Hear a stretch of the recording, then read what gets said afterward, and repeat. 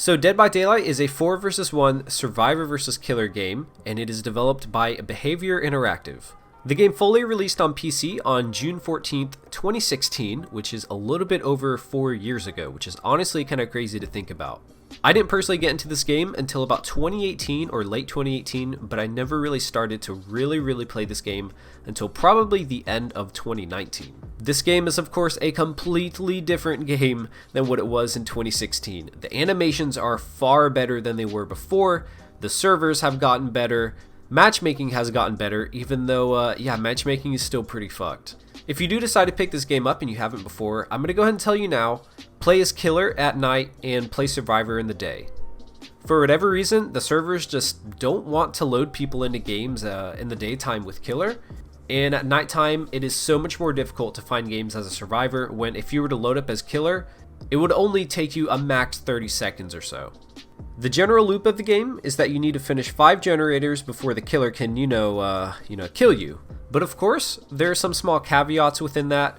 Some of the perks in the game really help you survive, just like Sprint Burst, where the second you start to run, you instantly zoom off. As well as Decisive, which is arguably the most used and most useful perk in the entire game. If a killer downs you, throws you on the hook, someone takes you off the hook, and then he hits you down again, the second he tries to pick you up, you'll get one of the scroll wheel things with the quick time events, and if you hit the skill check, then you'll be free to get off his shoulders and have him keep on chasing you.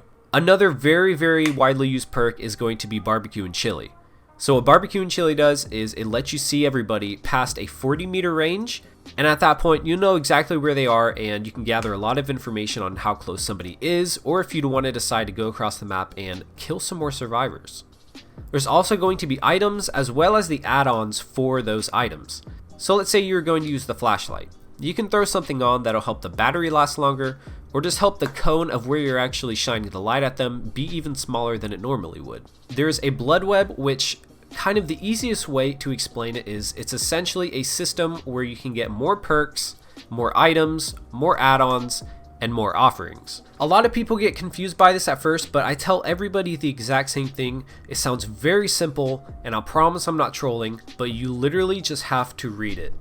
And I say that as I myself, for about 40 hours when I first started this game, I don't think I read a single word off of any of these icons. I would just go through clicking random ones and then just see what I got. I didn't read them, I didn't see what they did, I would just get them, and that was one of my biggest flaws when I first started playing. So yeah, you literally just read them and figure out which perks go best together.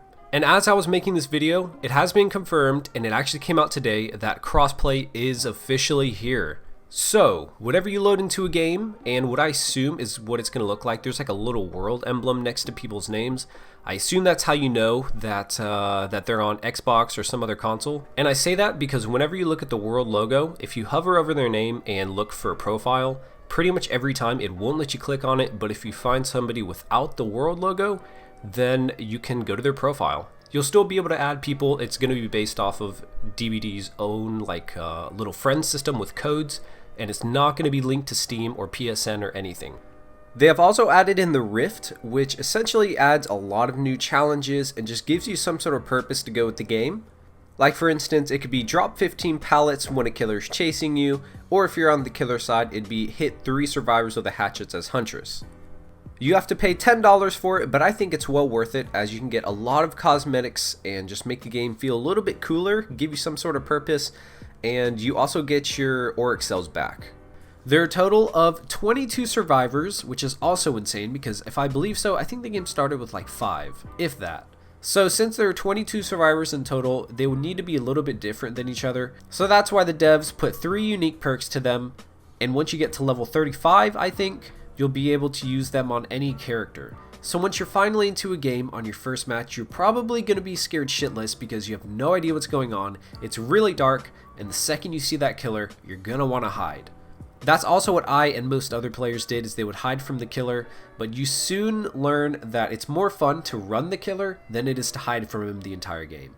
As I said earlier, these different perks and perk combinations will definitely allow you to survive longer, and it just lets you have a lot more fun. If you were to use head on, you could sit in a locker for 3 seconds, and as soon as the killer comes by, you jump out and you stun them, and it's honestly just fucking hilarious. All of these different perks and perk combinations make the game feel fresh and honestly just let people keep on playing for as long as they did. If they didn't have these different perk combinations, there's no way this game would be played as much as it is and still have their veterans coming back for more. Every 3 months or so, you get a new killer as well as a new survivor, and they're of course going to be coming with their new perks. Some of them will be licensed killers, and some of them will not be. Like Deathslinger for one is the most recent that hasn't been a licensed killer. And that of course means that Behavior Interactive, the developers, they just developed their own new killer and threw it in the game. All of it's already there and they just have to come up with a perk concept and just figure out what he's going to do. But I'm also sure that they pay a shit ton of money to the makers of these popular franchises, as I'm sure it's not cheap to just throw them into a game. And of course there are the cosmetics. There are many different cosmetics and they range from a lot of different prices. You know, some of them can go from $5, $10, and some of them even go up to $15, which is kind of insane. At least I think it's a little crazy to spend $15 on a skin when it costs more than the freaking game, dude. Normally the game goes on sale like at least once a month and it'll be on there for like $8. And yeah, $15, you can buy 2 copies of this for the price of 1 skin for Oni. Granted, it's a really cool skin. I would totally buy it if like I said, if it wasn't worth $15, I would get it if it was like $5 or free, of course. I personally also love to stream the game. I think it's a great game to stream because if you don't feel like playing Killer, you can switch over to Survivor, have a little bit of fun, and you can really just relax with this game. Since it's not an FPS, you can chill a lot more and you're not constantly 100% going all of the time. It definitely gives you time to watch chat and just kind of have a good time and chill. So all of that kind of leads to the question of, is it worth playing in 2020? But in my opinion, I absolutely, of course, think that it is worth playing in 2020. This game has honestly only gotten up. I know the community likes to complain a lot and say that the game goes downhill. No game is perfect, and especially not one like this.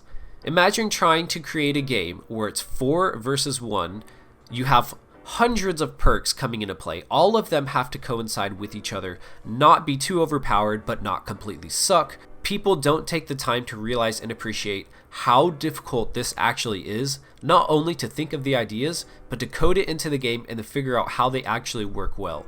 No game is perfect, but I definitely give a lot more props and respect to the devs, as I feel like some of the community does. The Dead by Daylight community has been a pretty good one, I would say. The subreddit for it is also absolutely hilarious. It's one of my favorite subreddits just because of how many memes there are and people just generally having a very good time and making fun of the game at points too. I am definitely someone who is critical of the game, but I still love it even though it does piss me off sometimes. Matchmaking issues are kind of running rampant. It's a great game to play with friends as well. I know people, again, have had problems with Survive with Friends. That's basically where you just play with a bunch of your friends and you'll throw on flashlights and basically just troll the killer and make his, experience miserable. But the thing is it's kind of just how it is. They can't stop people from playing with their friends. It's meant to be a party game. Although I do completely 100% understand from the killer's perspective. It's honestly a big reason why I don't play Killer that often is because of how stressful it is. Killer can be really stressful sometimes, but when you finally get that 4K or just beat all of the people who are trolling you in that game, it definitely feels great. Something I had to learn in this game is that you just don't take it seriously at all. Just play it for what it is. If you die or if you lose, then there's always another match you can load into. I absolutely think it's worth it to play in 2020. It's one of my favorite games to play. It's a great party game. You just kind of have to take it for what it is. If you have bad matchmaking issues, just play a different game. If you get really pissed off, just play a different game as well. No game is perfect, and this one is without a doubt not a perfect game, but let's be real. We all love it for what it is. And that's going to wrap up the video, so I really hope you guys enjoyed it. I never ask for likes or subs, but this is going to be the one time that I do. Let's try to aim for 30 likes if we can. Like I said, I never really ask for likes, but I kind of want to see if we can hit it. That would be pretty cool. And if you're watching this video and you're not subscribed, please consider it. It would be really cool, and I'm trying to hit 600 subs. But with all that out of the way, I really appreciate you guys. I hope you enjoyed the video thoroughly, and I will see you in the next one. Peace, guys.